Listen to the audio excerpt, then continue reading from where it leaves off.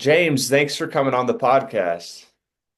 No problem. Thank you for the opportunity. It's phenomenal what you do, and this is a really golden ticket to really be a part of your series. So thank you once again. Totally. I'm super excited to have you. And I just want to know about your backstory and how you got into what you're doing today. Of course, everyone's got a story or a reason why, if you will. In 2011, I was involved in a very bad car versus motorcycle accident. I was on the motorcycle, but before I continue, for the listeners, if you remember this show, I didn't ride my bike like I was on the Sons of Anarchy. And for those that don't know what I'm talking about, meaning I didn't drive, like the road was mine, I didn't have rage, and most importantly, I was the odd man out and always wore a helmet.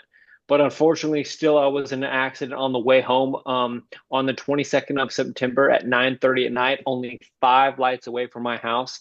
And I sustained a traumatic brain injury. And that really got me to where, unfortunately, a series of unnecessary events, learning how to do all over again. But there are some positives aspects in that as well. And that's what got me not only where I am today, but also the interest in the thriving of spreading brain injury awareness, prevention, education, and of course, hope to those that have been touched by a brain injury. Totally. Yeah. I mean, I just want to know like what was the way that you rehabilitated yourself? Like what were some of the Mhm. aha moments that you had that got you heading the right direction? You know what? That's a really good question, and I do get asked that, periodically. But there's two different aspects, and of course, we'll go and give a good example. Is it wasn't easy. Of course, it's not easy when anyone goes through any life-changing events, but especially with a brain injury, because you have to learn how to be a new you. But it's also very frustrating and difficult because all we know is who we used to be. We want to get back to our old self. But when you go through a brain injury, life-changing recovery, which has no finish line, you're going to have to go through a continuous series of learning the new you and being forced to be someone you're not comfortable with or not allowed to do what you really love and enjoy. So, getting back to your questionnaire on that, the aha moments was even though I had an old self, even though that was not going to be able to be the old me anymore, the aha moments were still trying to find the positive message in the difficulties I was having to go through and choosing myself, not having someone else inform me of, being successful, believing in myself, and choosing, just like in Shawshank Redemption, life comes down to two simple choices. Either you get busy living or get busy dying. I chose to get busy living and not let the traumatic brain injury make me a victim, even though it's not easy. It's a lifelong journey. Every day is a new battle. But again, believing in myself and thriving on living the best I can really was a positive outcome and more of those aha moments. Yeah. Yeah, 100%. It's really cool that you say there the choices that we make kind of feed Hmm. the person that we become. And every day we have a bunch of micro decisions throughout the day. And Exactly. we can either choose to watch Netflix or we can choose to go for a walk. Like we can choose to, mope and groan, or we can choose to get Mhm. busy. And so I just want to know was neuroplasticity, the idea of neuroplasticity, influential in your recovery? It was definitely, and anything with the brain injury rehabilitation therapy is simple stuff. Obviously, having to relearn it, like I mentioned, but also advancing it and understanding my own personal self, how my brain functions, getting neuroscans, neuro ophthalmologists, having different activities, neurologists, etc. Not only understanding, being patient, and like I mentioned, get busy living, but most importantly, educating myself and learning more about myself, the new me, the new James Durham that I was forced to be. But by doing that, I was going up my own staircase of success instead of trying to get in an elevator and go right where I want to. And then I would go right back down and have to start all over again. Yeah. How was it for you? Did you like experience a time of like frustration or like a dark night of the soul type of deal Hmm. in your Of recovery? course, of course. Yeah. Every different, and I'm glad you asked that. And that's really good questionnaire, especially when you have an invisible disability. I'm not saying just on myself, but it really helps individuals that you cannot see from the outside view what someone has going on. Everyone's got something going on neurologically, everyone. But some people, obviously, you can tell that there's something going on, aka they look disabled. And in today's world, you have to see them having assistance, can't walk, being a wheelchair caregiver. I mean, there's different categories, and it's very easy to have a conversation with someone that's disabled because what you actually see. But when you go to an individual with a brain injury, for example, that has an invisible disability, we get a lot of negative reactions. Example, thinking we're overreacting, we look fine, get over it. That happened a long time ago. But again, like you would ask with frustration, it's an everyday cycle, and every brain injury is different. They might be in the same area of the brain, they might be similar of how it's sustained. I'm sorry, but they're all different. And to answer your question, of course, there's a lot of frustration, especially unfolding the start of my journey. And pardon my French, I had to learn how to be disabled, which it was not common for me at any stage in life before. I thought I could always be my old self. I thought it was no big deal. Like, for example, having to learn how to talk all over again. I do have aphasia, told I was never be able to speak again. I have to learn, and I still do have to ask, what do certain words mean? So I can show an individual that I'm understanding with them, even if it's a common word. Sometimes it does get frustrating because I get a negative reaction, or learning how to stand, walk, how one means yes, two means no, how to eat, similar to an infant. Having to do that was very frustrating when, again, like how I mentioned, only knowing our old self. But when you sustain a brain injury, the person you were and the person that people knew no longer exists because it is a new form of yourself. And we have to accept that every day, not just once. It is an everyday cycle because, as you know, with this subject, a brain injury is a lifelong journey that no one really understands, sadly, unless they go through it themselves. And I'm not saying to listeners, oh, hey, go get a brain injury, you'll understand. Yeah. No, it's a life changing event, and it affects not only the individual that sustained it, of course, anyone that knows that individual has to change. And it's sad because, again, back to the reference I made, in today's world, we judge a lot of people by what we see, and that's not really getting to know someone. It's like that famous statement, don't judge a book by its cover. Hmm. It's frustrating for everyone. I'm not saying only for brain injuries, but everyone has a battle or a journey that they're going through. But a lot of people don't like to share because we're going to get judged. So we convince ourselves it's no big deal, or we just keep digging that hole deeper mentally to where we don't feel comfortable to grow, thrive, or most importantly, be open. Totally. And it's the tip of the iceberg is the way I say it. Exactly. If you There you see go. Yes, somebody sir. on social media, you may, as humans, we make judgments quickly. That's just in our nature. But like catch yourself before you see somebody walking down the street. You can't Hmm. see what's going on in the brain, and I think that's the Exactly. biggest aspect of all of this is that you can't see what's actually going on in there, and so just like the pause, like you said, just before you make those assumptions about people. Hmm. Like, give a perfect example for your listeners. Okay, I am disabled. I'm blind, fully blind in my left eye, deaf in my left ear. Of course, I have a severe traumatic brain injury, aphasia. So I drive a handicapped car. I've always have. I park handicapped, but because how I look, you would be surprised in the past 13 years how judged I get from police officers, individuals, even stores saying you can't park there. You're using your grandmother's car. It's wrong for you to be using someone's car. You can go park it farther down like everyone else. So it's a very negative environment, and having to explain is frustrating. But again, it's individuals need to be comfortable with themselves to share their story because it not only takes weight off their own shoulders, but you're making a positive difference with sharing, educating, and acknowledging people to, hey, you might be judging me, but you need to go judge someone else that's wrong on you. Everyone has a story, and it's unfortunately you have to take the stress, you have to accept it, but most importantly, you have to be willing to share your story to help make a positive difference, not only in your own life, but in the life of others. Totally, James. And people maybe watching the show, they say us dressed up nice and stuff, but there's a lot more to it. Like just for the Hmm. listeners, like I don't even have my front teeth because I experienced Wow. a grand mal seizure about 2 years ago when I was on a run. Wow. Uh, so like Wow.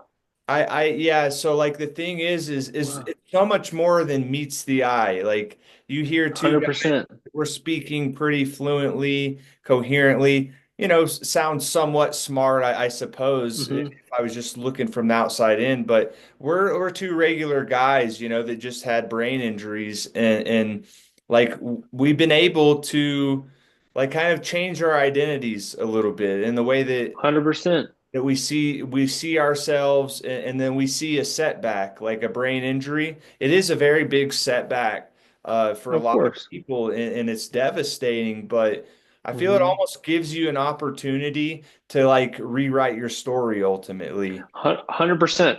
100%. Not only your own story, but so many others. And for example, you are a perfect example.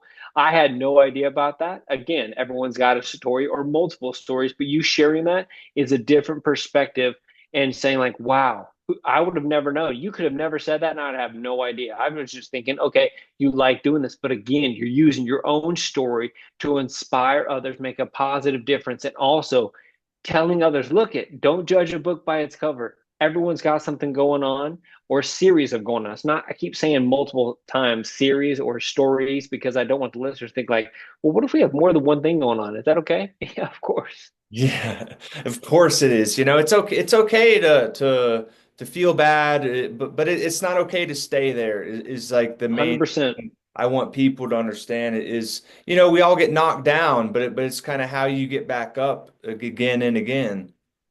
Exactly. And I'm glad you brought that reference, and it's great minds think alike. It's, one positive aspect that I always tell individuals the same thing. Okay, life is going to be a roller coaster, up and down. That's common. Everyone has that. You're never going to meet someone that doesn't have that experience in different stages of their own personal journey. But like you referenced, it's similar to riding a bike. We have to fall. That's how life works. And Mhm. it has to be up to us personally to believe in ourselves and pick ourselves up and keep going. And when we pick ourselves up and keep going, it's not just saying, okay, no big deal, keep going. Pick it up, analyze what happened, locate the positive out of the negative situation, absorb it, and keep moving forward. Because if we don't do that process, like for example, riding a bike, which we all did, we're just going to sit there, keep playing the finger pointing game of who to blame. And all that does is just dig the hole underneath us deeper so we really can't thrive and go. And so we need to keep learning and growing at the same time. And it's great that you spread that message as well, because again, everything happens for a reason. And it might be understandable at the time it takes place, but it might take days, weeks, months, or even years. But at some point, if we absorb what happened, change our perspective, and like I mentioned, locate at least one positive thing, we will experience different stages because of noticing that. We will unlock new neurological pathways. And most importantly, we will be like, hey, well, if A didn't happen, then B wouldn't happen, then C, D. We'll start connecting the dots and be like, okay, wow, good things did come out of bad things, but we have to believe that for ourselves. Others can tell us all the time, hey, you're doing a great job, you got this, whatever the perspective that they're presenting us with. But nonetheless, what I'm highlighting is, and I know you're with me as well, it all determines on us to believe in ourselves and change our mindset, because what our mind believes and conceives, we will achieve. 100%. It's all on us. We control our noggin. Others can tell us things, but there are some people we talk to where I call it the Bermuda Triangle. It goes in one ear and it gets lost. So they're like, huh, what'd you say? So that's common. It's okay. Sometimes they might be paying attention, multitask, whatever the case may be. But nonetheless, we are in control of our lifestyle. We're in control of our mindset. And that is the key to success: loving your life, loving your brain, and locating the good. And like I said, and I'll say it again, learning and growing, not learning and go.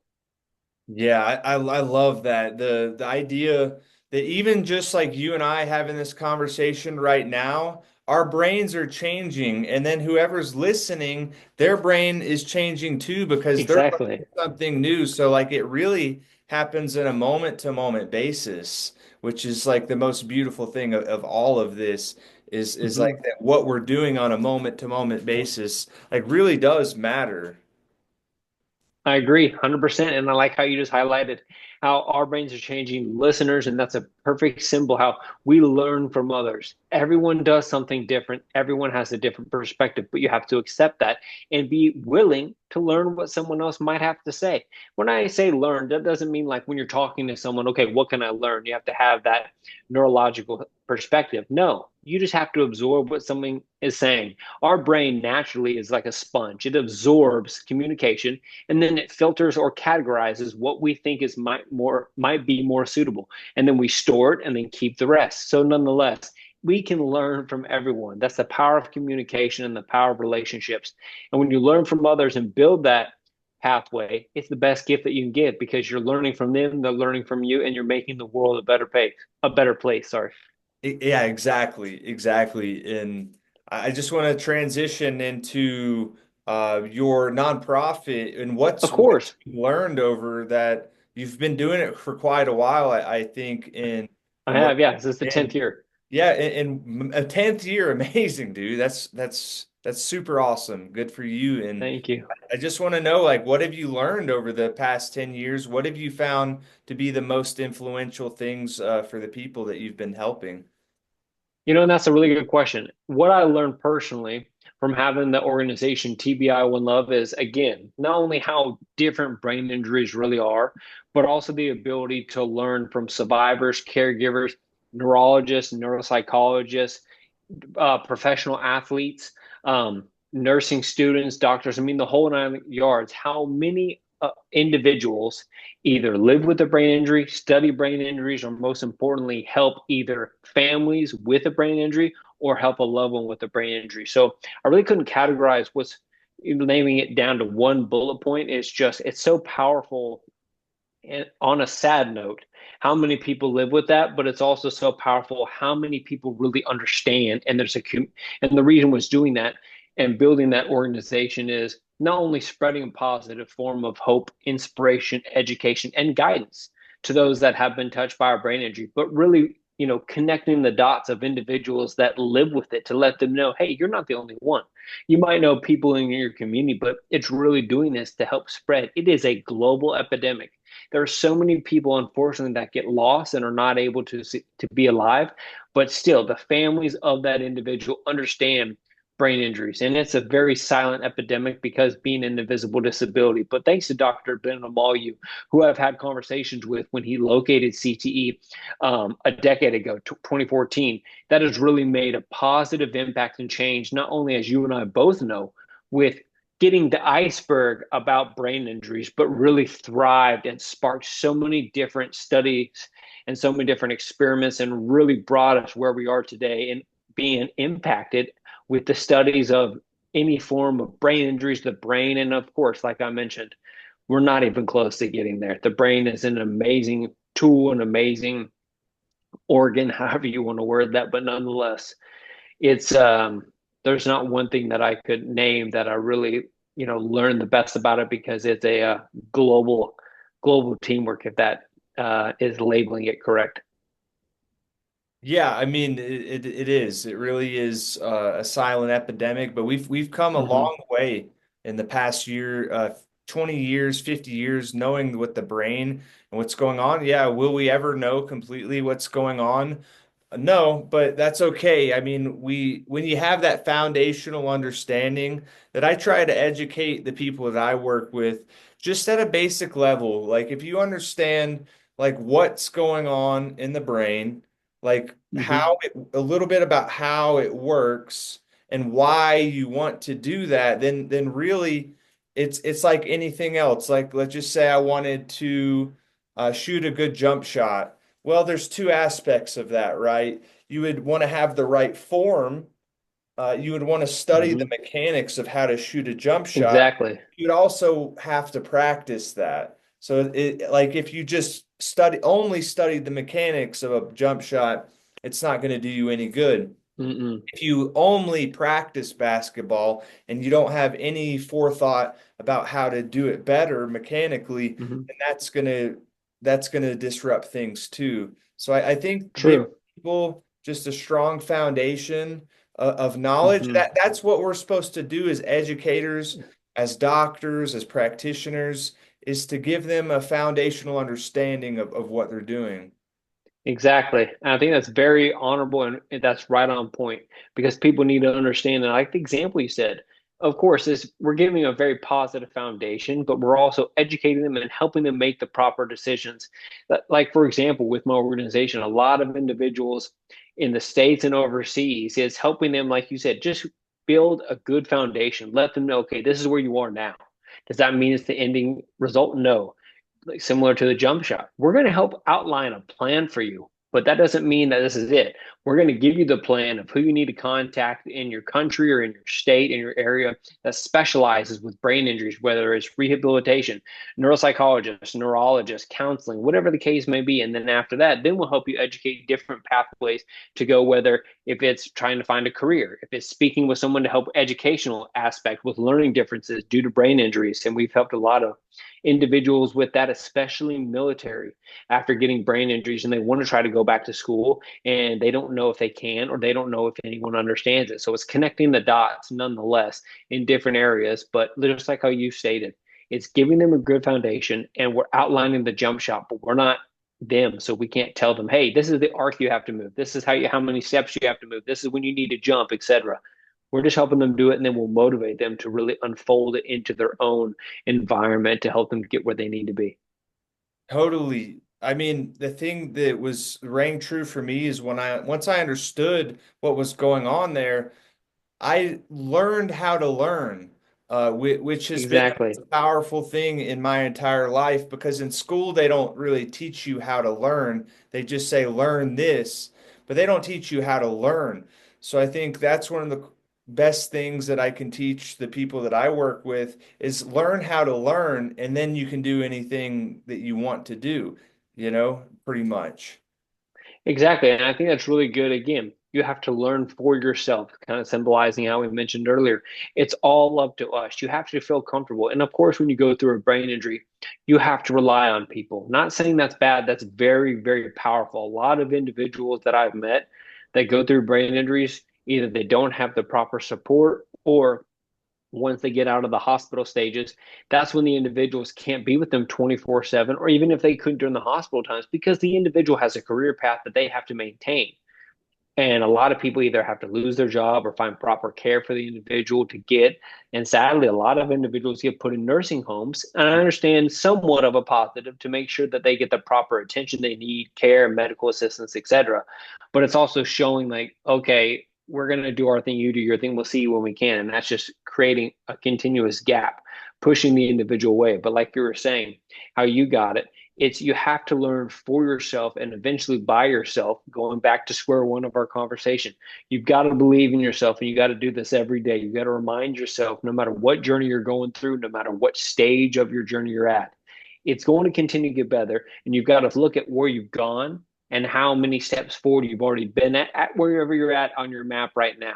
Does that mean it's over? No, but you're continuing to motivate yourself to move forward, and sky's the limit if you depend on yourself. You can't be relying on someone else to do it for you.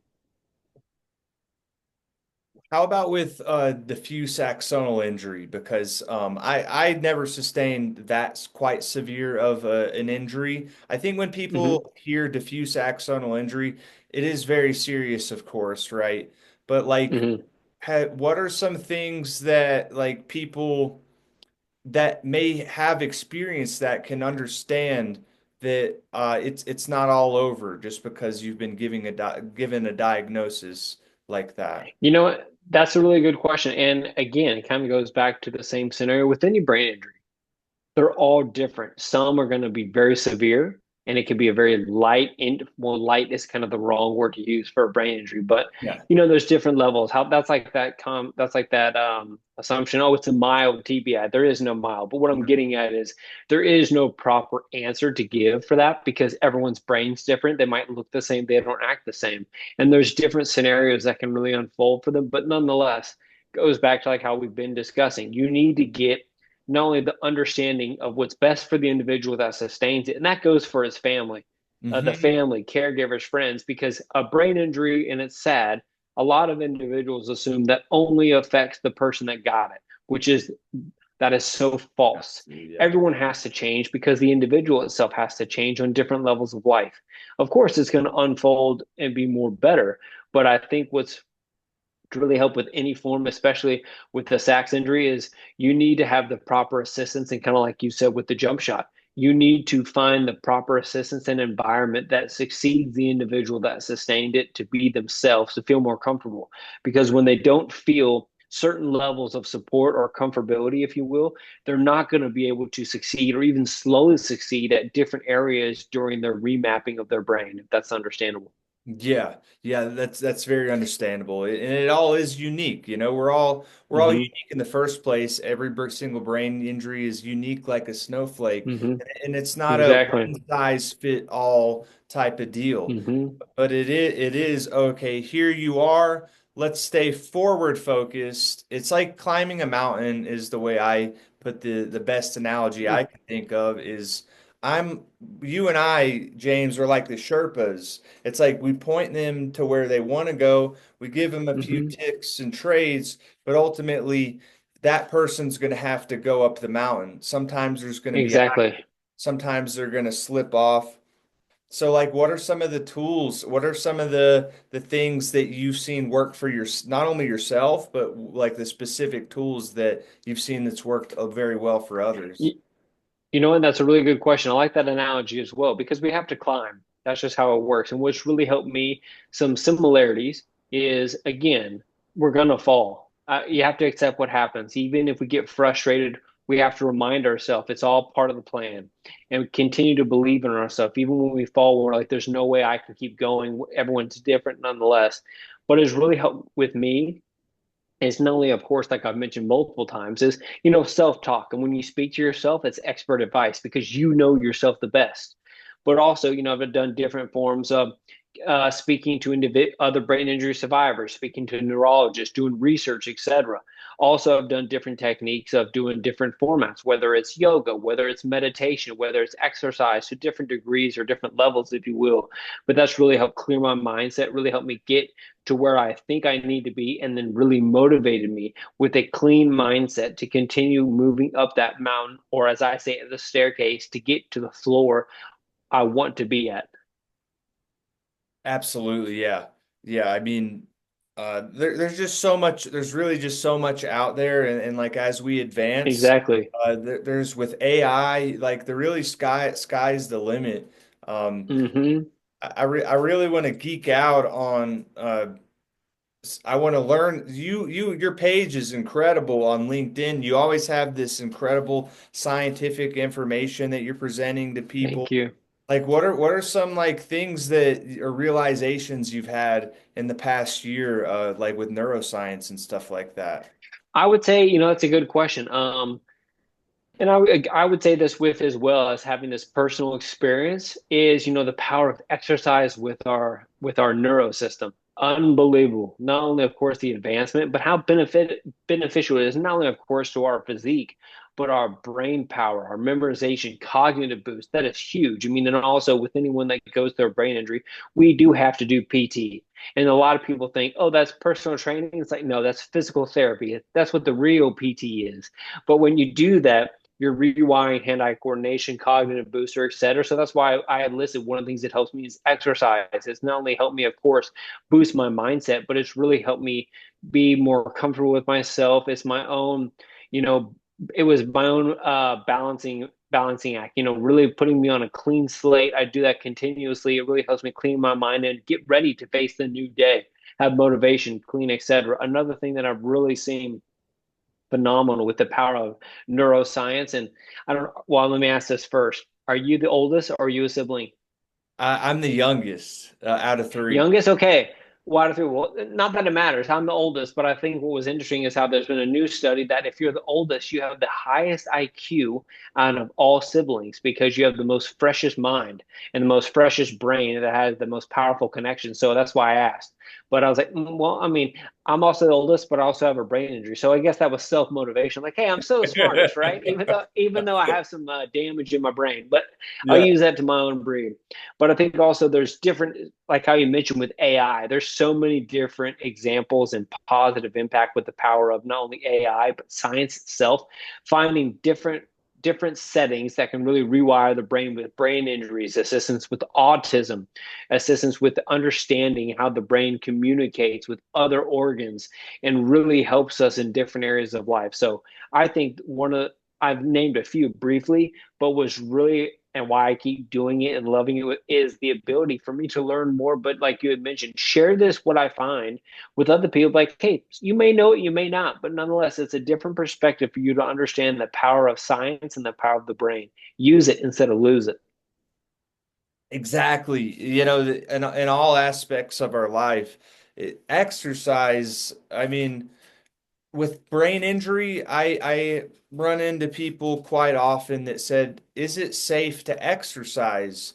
Of And, course, of and course. that's a very, very understandable concern because they don't want to Hmm. further exacerbate things. But I mean, I recently Hmm. found a study that says after a mild TBI, they had a group of participants after a mild TBI and even severe TBIs, and then after a week of rest then movement. I mean, movement and exercise are very I related, understand. but like exercise is a disciplined set of movements, is the way that I see it. Exactly. So just like get moving, even if it's just walking a little bit. I think Exactly. it's so important because you don't want to stay in a dark room just tucked away. And I'm glad you mentioned that movement, that reference. That's very powerful, and I think it's great for our listeners to understand. Any form of movement is classified as exercise. I mean, when a lot of people hear that, and I used to think that as well when going through rehabilitation, I was like, "Oh, you mean like gym exercise, right?" And that's when my neurologist kept reminding me, "It's like, no, no, no. You can go walk outside. You can walk inside. You don't have to go to the gym environment, but you're still moving and getting blood flow, and that's really sparking neurological pathways, not only continuously, but you're also having the advancement of powering your brain." So, what I'm highlighting is how you said, and it's a perfect example. Any form of movement is exercise, but it's also very beneficial for others that have sustained any style of a brain injury. It doesn't matter if it's this year, 5 years, 10 years, whatever the case may be. But how you highlight that is you have to feel comfortable and do what's best for you. Individuals say, "Oh, you look fine, you can do that." Like even when I go work out, I still growing when I started to rewire and learn how to exercise again. Of course, I never did it alone because my difficulties with my blindness, my deafness, and my depth perception with my brain injury. But Mhm. after a while, it's building that comfortability to where I feel comfortable. I still go with people, but it's not to where I have someone that needs to help me do it because I'm not going to be like, "Oh, let's just do the max I can. I really want to push it." Like, no, no. I'm going to really analyze this and understand, okay, remind myself, I still have a brain injury. I need to think properly to do what's best to my own ability and be comfortable. So, what I'm highlighting is like how you mentioned, it's very important and very honorable where people set their own boundaries and live by them instead of trying to unfold to be like other people because you are you. That's like when people say, "I'm trying to be normal." It's like, good luck with that. That's the most overrated word I've ever heard. And we're lucky, two brain guys got hit in the brain, and we were lucky enough to see that normal doesn't exist, perfection does damn sure doesn't exist, and Exactly. that's like kind of like the hidden gift that people see later on in their brain injury, like looking back, like, wow, okay, I don't have to fear over perfection because TBI recovery is the furthest thing from perfection most for the most Exactly. part. There you go. So, that's cool. I want to know about the FSU the football behind you. Like, do you have any like connections? What's the connections there? Are you just from uh Oh Central yeah, well, that's Country? where I went to college at Florida State University. My parents went to Florida State University. I met my wife at Florida State. So all my mom's side of the family all went to Florida State. So it's just a reminder. Do have connections there with different not only faculty member, dean, scientists, nursing students. I actually go and speak to the nursing academy there and at other colleges when they're studying brain injuries. Not saying what they're getting information out of the book is bad, but their instructors have really informed that they would like me to do that to give them more of a personal understanding what a brain injury is like in today's world instead of reading based on research from a couple years ago or decades ago. Give more of a visual understanding. Let them ask questions instead of reading like, okay, I kind of get it. It's like, no, if you're going into the nursing environment, you need to personally understand it one on one. Oh, that dude, that's amazing that you're doing that. Thank you. Do you have like, or you do YouTube videos and stuff like that, or? I have YouTube briefly set up. I need to kind of, dive into that area and do some more. But yeah, we've got different segments, different stuff I need to continue to updating on YouTube. But yeah, done different speaking engagements, whether it's to schools, hospitals, nursing academies, doctors' offices, etc. Really, again, educating people not only the importance of understanding a brain injury, but giving them a personal example of the difficulties of an invisible disability. And sometimes I'll have either my mom or my wife go and give their presentation, which is all about caregiving, because they have to understand it. So it's really also educating individuals, whether it's public or medical professionals or future medical professionals, that it, again, like we highlighted, it doesn't just affect the person that lives with it. Everyone's got to change, and it is a continuous journey. Totally, totally. What are your thoughts about like the power of focus or retraining focus with people that have suffered Mm. from a brain injury? I think that's very important. You've got to focus. There's so many bullet points that I could relist that we've been talking on this segment, but focus is important. It's really important for the individual to focus and write down goals, write down things. For example, it's common to think we have a bad day or a day wasn't that good. It was just a day. But what I've had people do, and it really helps scientifically rewire your brain to locate new neurological pathways. At the end of the day, start writing, positive things that happen or good things, however you want to word that. And I've had some people say, I got to think about it. It's you don't have to think about it. You have to actually, the little things are the big things. And when you start to relocate them and you do that either once a week, every 3 days, once a month, whatever the individual is comfortable with, you'll start to redo it more and more because you locate them more. And that's what I was symbolizing when you're focusing on the positive. You're accepting the negative, but you're changing your perspective to really analyze it differently and understand that bad is bad, but we learn from the bad because there are hidden good inside that. And at the same time, like I mentioned, we're rewiring our brain. So it's not saying like, oh, hey, bad stuff is no big deal. But when we go through anything, naturally, because we've created this pathway of reanalyzing success, however you want to label it, we will be able to locate good things instead of like, oh, this is bad. Why me? Why me? Why me? Because we have given ourselves the advancement of changing perspectives and doing that with focusing on the good. Absolutely. And it's also emotional too. I think a lot of people think, okay, it's a brain injury, but it's a body injury too.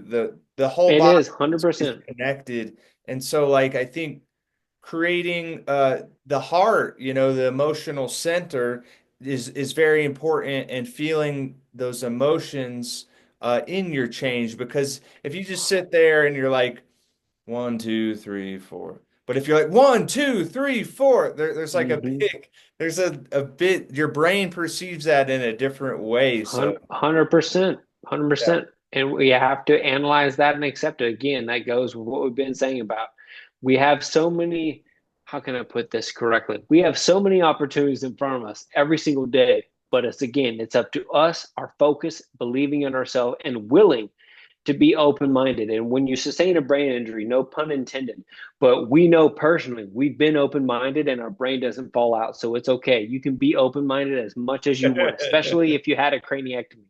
So it's okay. Be open minded. Love your brain, love yourself, love your life, and learn and grow.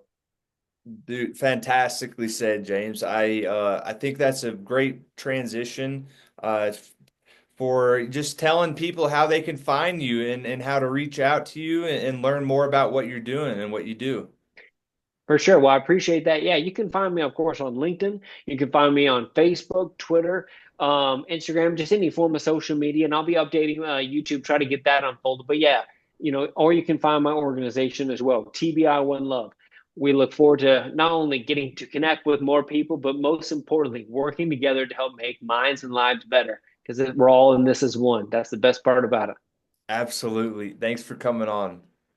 No problem. Thank you for the opportunity. Thank you for sharing your story. Your inspirational impact is a really big lighthouse for so many people. So it's an honor to not only learn more about yourself right here on this segment, but also have the availability to connect with you. And energy is everything. I feel like I've known you for a long time and I could talk to you even longer, but everyone's got a busy schedule, life to live. But it's an honor to know you and thank you for all you're doing in the lives that's right, you are changing. Thank you, sir. I appreciate that.